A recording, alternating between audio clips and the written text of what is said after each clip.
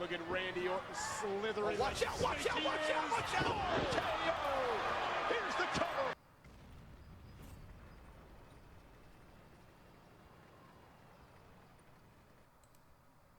Hey, what's up guys? And we're back here today with a look at the Tier 9 in the UK tech tree for light tanks with the GSOR or GSOR, and a little warning that results may vary based on this who's playing the tank, so just kind of keep that in mind when you're looking at this thing. But so far, this has probably been the most enjoyable one I've played. I've now played all 4 of them actually, but I've only just lightly touched the Manticore. I played maybe 3 or 4 games in it yesterday after I finished the grind. So I'll be playing quite a few more games in that, hopefully later today, to get a better feel for that and a better opinion on it. But the G-Sort, I actually really enjoyed. Statistically, on paper, it doesn't seem like it would be that great. And it probably still isn't. I'm just Mr. Scout, so I like all of them. I like the light tank playstyle, so maybe I'm a little biased there. But I generally didn't struggle at all with this thing too much. As long as you play it to its kind of strengths and realize that you're not going to be like brawling other light tanks or anything like that very effectively. You're going to be spotting and kind of shooting from hopefully a distance majority of the time. There's obviously some instances where that's not possible, and you're definitely going to see that at the end of this game, trust me. And if you were there for this game yesterday on stream, you know what's going to happen here at the end. But we'll get into that when we get there. So what are we looking at stats-wise on this thing? So first off, the gun is a slight step up from the Tier 8. The Tier 8 gun's probably, I don't know if I'd say better tier for tier, but this gun is more reliable, I think.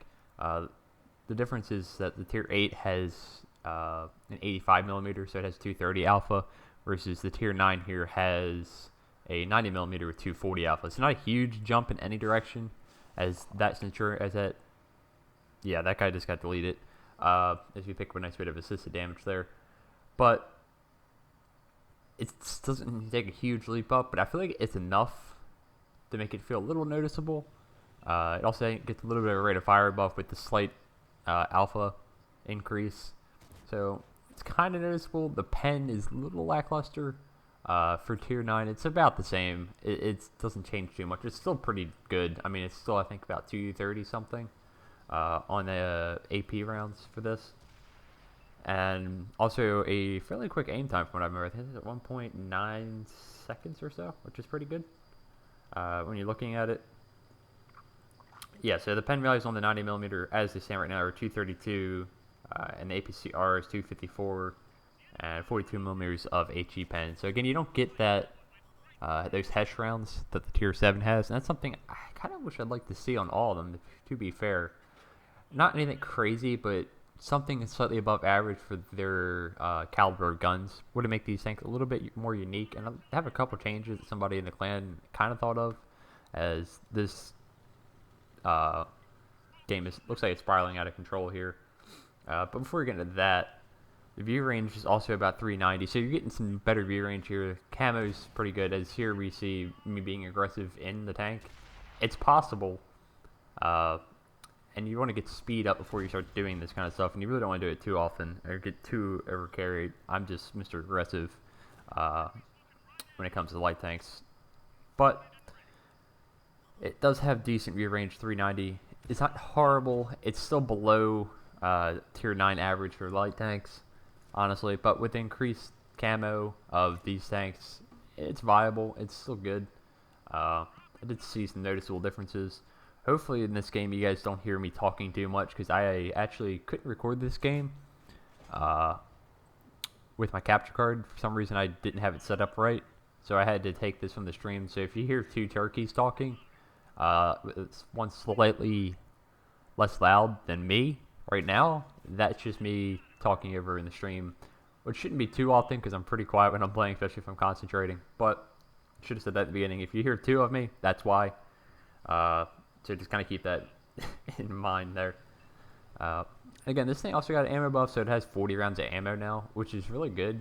I rarely run out of ammo in this thing. I think this game is one of them, once again. I say this and then I end up doing it. And something that's nice about this tier 9 versus the other tanks in this line, and I was actually surprised by it the first game I played in it, is it doesn't suffer from the gun elevation issue at all.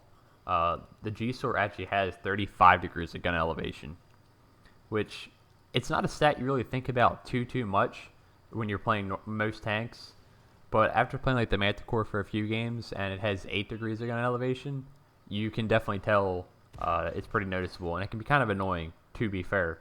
So that is a positive of this thing, as that you don't have to worry about that, and you get pretty decent gun depression as well over the front and sides of the tank. From what I can recall from playing, I don't have the exact numbers on me, but it was always pretty good, at least I figured, as we're trying to bring this game back from the brink, so to speak. So I guess my overall opinion on this thing, I like it. I think it's pretty decent. Again, it's probably the worst overall light tank. Tier 9, so I could still use some loving. Which some changes, I kind of have a conversation with somebody coming up with Zoran in the clan of increasing the alpha on some of them to kind of go with that. Hey, they have the big naval guns that they stated these as, so increasing the alpha say on this like 280, which would also mean maybe increasing the aim time to like 2.1 seconds, stuff like that. And you kind of continue that trend as you go up to the tier 10 as well to make the tanks a little bit unique. Maybe not totally increase the rate of fire, but just increase the alpha damage, say on this one, like I said, 280, and then also giving them that Hesh pen that like the tier 7 has, and giving them something unique in that department, since the British have a lot of tanks that do have that Hesh round. So say giving this an HE round with 105 pen and like 370 alpha, and it would make this tank a lot more unique and maybe even viable to play on a more regular basis. As you see here, we're just abusing this E5 and making it seem like this tank is the greatest thing ever. That would also mean probably decreasing the ammo count to 35, but I'd be okay with that if you have increased alpha to 280. It wouldn't be craziness. But also I'd like to see probably the fire chance on these tanks decrease, like he said. Right now they're all at 20%, which these tanks are already so frail as it is in terms of their weight, that the fact that they're basically combustion chambers, I don't totally agree with. They're already pretty frail in that respect, so maybe giving them a little more or less chance of just igniting and frail modules would be beneficial. I understand it's a small tank and it's very compact, so it kind of makes sense that it has a high fire chance, because most of the tank is probably fuel tanks and engine. So I kind of understand that, but at the same time, for the sake of gameplay, maybe just decreasing it to like 12% or something around that line instead of the 20% that it's currently sitting at would be nice. As you see so far, we pulled this game back from the brink somehow, and me and this SCA1 are actually pretty teamed up at this moment, which is nice. Pretty decent teamwork going on so far, at least. And right now we're against 3 tier 8, so technically we're a tier above these guys, but they're all basically full health. But we do have some nice position here on the ISM, and we've got him in a crossfire between me and the SDA, so every way he looks, he's going to have a gun trained on him, possibly shooting him. Pretty much done with the gameplay, the commentary on the tank at this point. Again, I like it, but results can vary, as we're talking about the gameplay here a little bit more towards the end, because this game was really fun to play, and a little sweaty on the palms at the times. So we've got this ISM basically tracked here from this position. I've got the big map up at the moment just to kind of keep tabs on where the motherland is at, and also where the stockade is at. The stockade is really an issue because he could just come around the corner and dump 3 shells into me. I can outrun the other 2, hopefully. As you see, I'm just checking. The ISM's not going anywhere anytime soon. And you can see the camo here. I'm actually going unspotted 250 meters away. There's not really bushes here. There sort of is. There's sort of concealment. And here's key. Instead of wasting one of my remaining shells left, I used the HE for taking this guy off the board without having to worry about trying to pen and bounce around. And now we see the stockade is coming up for me. I knew he knew where I was. I knew that was eventually going to happen. So before he even gets a chance, I'm going to run. Fortunately, it means we kind of lose the better positioning here in terms of having a crossfire. But that's okay. We took out one of their tanks and made it a relatively more even fight versus two versus two. With one of us being in a tier 9 tank versus 2 tier 8s. But they're both in tier 8 tanks, so they're mainly full health. Stockade's taking a little bit of damage, but nothing significant. It's still going to take a lot of shots to take him out at this point. And here, I know the Motherland was in the middle, and I'm going to think he's going to come for the STA. STA is spotted there. He's a one-shot, and I'm just going to think ahead and see if I can't get some shots into this Motherland when he pushes, like I predict. And sure enough, there he is. And we're going to come in behind him and put some shots. Would have been nice to probably track him there, but that's going to be a really tough shot on the move. Unfortunately, it takes out the STA-1, which makes this difficult. As we put some more shots into this guy, hopefully before the Fatherland can get here. I really don't want to take a shot from him, because the Fatherland technically can't clip us out, I believe. He could if he high rolls, and chances are he'll probably set me on fire. So I don't really want to take a shot here. I don't want to give him any kind of free damage. And I'm just going to disengage at this time and see if I can't get a better positioning on these guys. Now, the worst thing for me and the best thing for them would be them getting on the cap circle and sitting in between the two aircraft hangars at my cap. That would be really tricky if they did that. So I'm hoping they don't. Hopefully I can scoot around here, come up behind them, and maybe catch the stockade. Still in the open. That's kind of my hope at this point. And here we make a small little misplay, and it nearly cost us the game as we go over that edge way too fast. This thing is a little prone to flipping when going over ledges like that. Something I've noticed. Just something.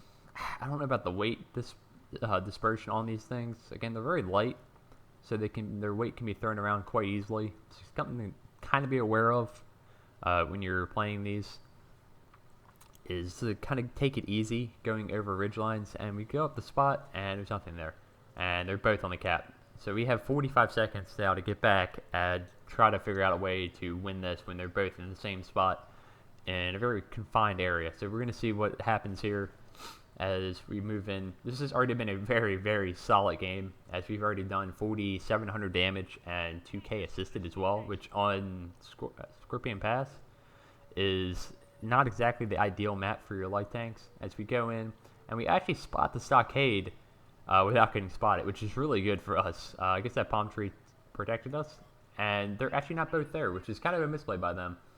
As it means I can actually engage the Motherland without taking shots from the stockade, and I have no worry. But here you see kind of the bad DPM as he's able to put another shot into us, and now the stockade pulls out. But that was kind of a misplay by them. It means that I can engage the Motherland without having to worry about the stockade. And now it's just a game of, can I outthink this guy? And can I play enough cat and mouse and try to guess which way his turret's going? And sure enough, we did that successfully there. But we only have one more APCR round. We should still have decent pen enough to go through the frontal armor with our AP rounds as well. But in these kind of scenarios, I'm going to load the Prem first to make sure I get the pens. As he's going to pull out, aim wildly, and he misses. He's actually not look like he's RBRTing there. He's actually trying to aim, which is kind of, I don't know if it's the right play. But now we're down to our AP. He's going to pull out again, and we're going to start going this way. See if we can't just do a little drive-by on him as he turns, and we do put another shot into him. And again, this is just kind of mind games at this point. Can I try to outthink which way he's going? Can I try to just get into his head that, hey, I'm going this way, and I start pulling this way and do another e-brake turn, and I'm going to go right back this way and see if I can't catch his rear again. And sure enough, we can. Wait till I get his full rear there, put one into him. And we only have 40 seconds left on this game, so just only a couple more, enough for about 4 more shots in this tank. And we put another one in. That one bounces, unfortunately. It's not what we need at this point. He could be a one-shot for us. He could not be. He misses that one again. And we go in at this point. We only have 2 AP left. And that one bounces, only hits his tracks, which is unfortunate. 10 seconds left. And we need a high roll to kill him. We have 244 health, and we do not get it. We roll 220. We don't have enough time for a reload by like a second or two. And we cannot put the HE round in, but we do finish the game off with a win because our team caused most destruction. So, nice way to finish that one off. Granted, a little sloppy at the end with the fire land. Could have aimed those shots a little better, especially the second to last one, to pen him. But we're able to win it anyways, which is nice. And finish the game off with literally just 1 XP shy of 2,000 base XP in the G-Sor for a tier 9 tank. That is very, very good. Very high base XP for a tank like this. As we're in a tier 10 game as well. Only 2 tier 10s, but still a tier 10 game. And we were able to pick up 6,300 damage. And like I said, 2K assisted nearly with 4 tanks killed as well, and get the base defender medal. And only lost about 8,300 silver, which isn't bad considering. And this was maybe 4 games before. And I nearly considered just free XP into the Manticore after this, because I was like, I can't play this tank anymore after this. That's like the peak of G-Sor games I'm ever going to have, I think. But we'll see about that in the future. As I'm going to eventually put a crew back in this, and you probably will see more of this tank on the channel, because I do I thoroughly enjoy it. I do. I said it statistically isn't the best, but just something about it with the 90mm just seems to click pretty well with myself. I've been enjoying it. Again, accuracy on it, I didn't mention, it's like 0.37, and equipment standard loadout for all of them is, gun rammer, optics, and vertistabs for myself. You could run vents, you could run camo, bino, if you wanted to, but that's not that big of a deal. Play it as you want to, play it as matches your play style is always what I kind of preach, I guess. So we'll be jumping into the one you all probably been waiting for tomorrow with the Manticore. Trying to get some gameplays of it tonight, so we'll see how that goes. I'll be playing it a lot today, later on the stream, hopefully around like noon or 11 a.m. Eastern time, sometimes around that, probably today is when I'll start. But yeah, if you want to see some Manticore gameplay ahead of the video tomorrow, that's probably where you have to catch me. And yeah, thoroughly enjoyed this one. Still a little lacking, but a fun tank nonetheless, and I hope you guys enjoyed, and I will catch you guys next time. Tomorrow. See ya.